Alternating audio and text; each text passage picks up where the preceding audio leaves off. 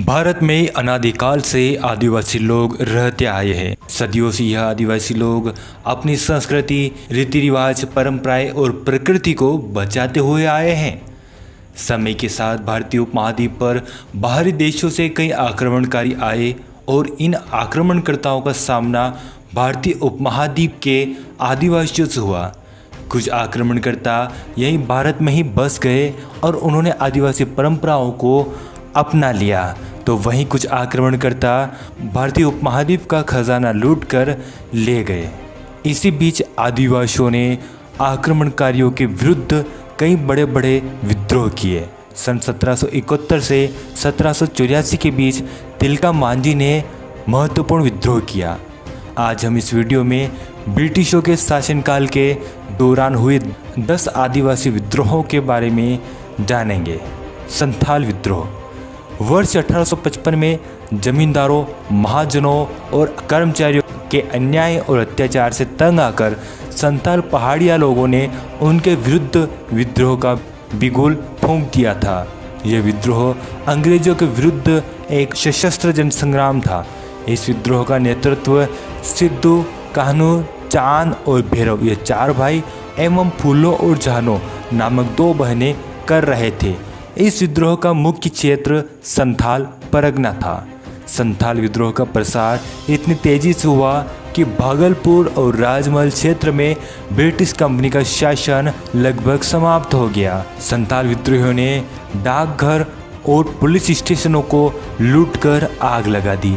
अगस्त 1855 में सिद्धों को और फरवरी 1856 में कान्हों को पुलिस ने पकड़ लिया। 1856 के दौरान ही ब्रिटिश सरकार ने संथाल विद्रोह को क्रूरतापूर्वक दबा दिया। इस विद्रोह में 50,000 आदिवासी मारे गए।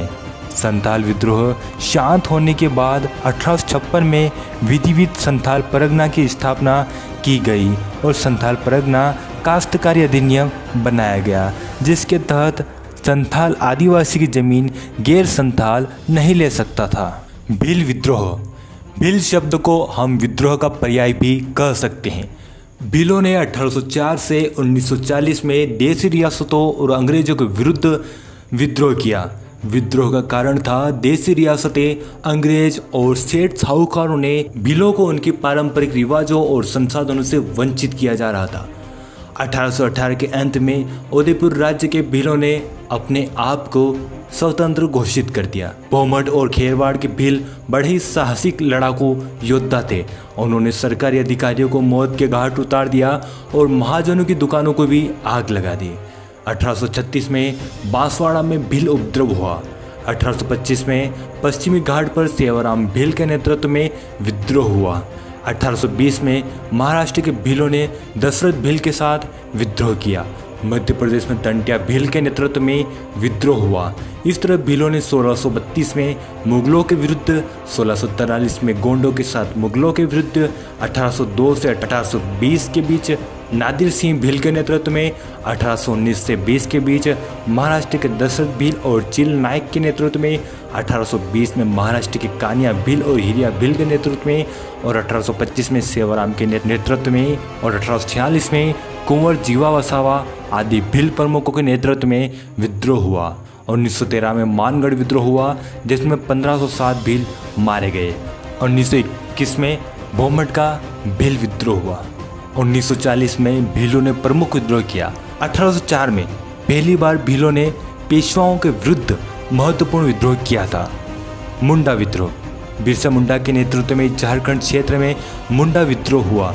यह आंदोलन पारंपरिक भूमि व्यवस्था खूंट कट्टी में हुए परिवर्तन का कारण यह विद्रोह उठा।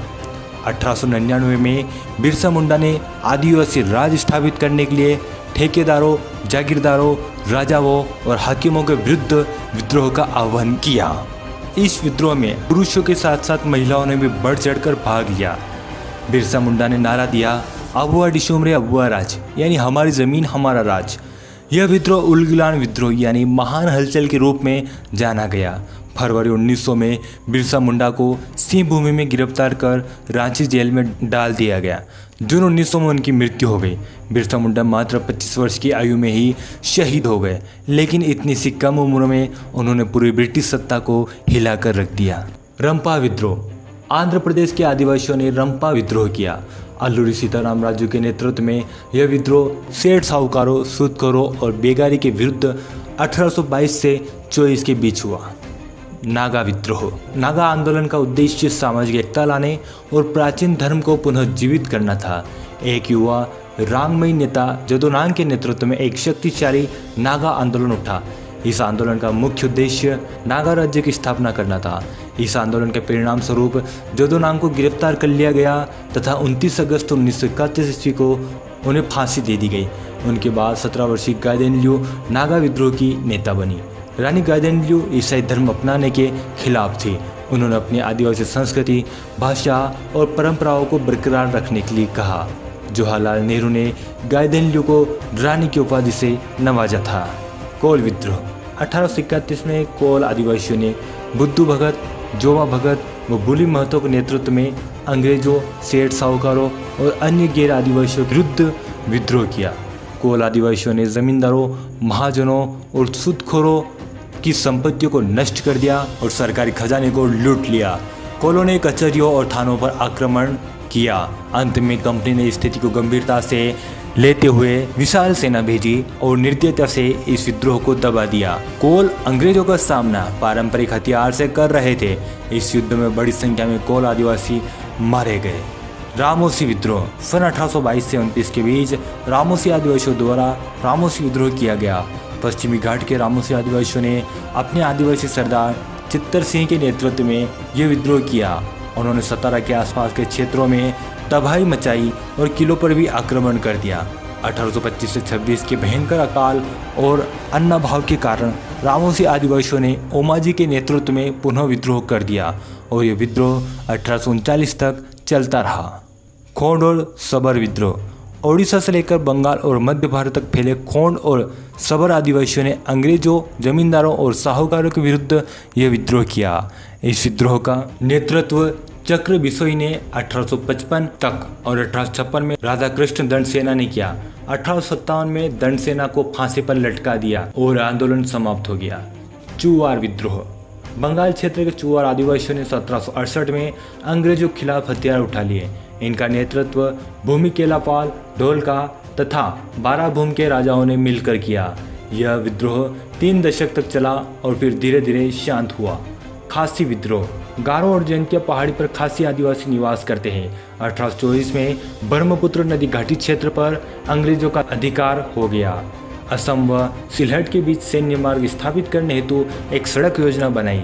तब खासी आदिवासियों ने अपने नेता तीरथ सिंह के नेतृत्व में विद्रोह किया। सन 1833 में सैन्य कार्यवाही शांत किया गया। पहाड़िया विद्रोह। पहाड़ी आदिवासी राजमहल पहाड़ियों में एक आदिवासी समूह है। अंग्रेजों और जमींदारों के कारण उनकी स्वतंत्रता उनसे छीनी जा रही थी।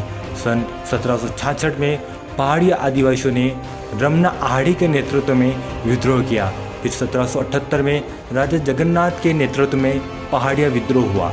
सन 1780 के दशक में अंग्रेजों ने एक शांति रणनीति स्थापित की, जिसमें पहाड़िया नेताओं को यह सुनिश्चित करने के बदले में वार्षिक भत्ता दिया गया कि ब्रिटिश सैनिकों से सही व्यवहार किया जाए।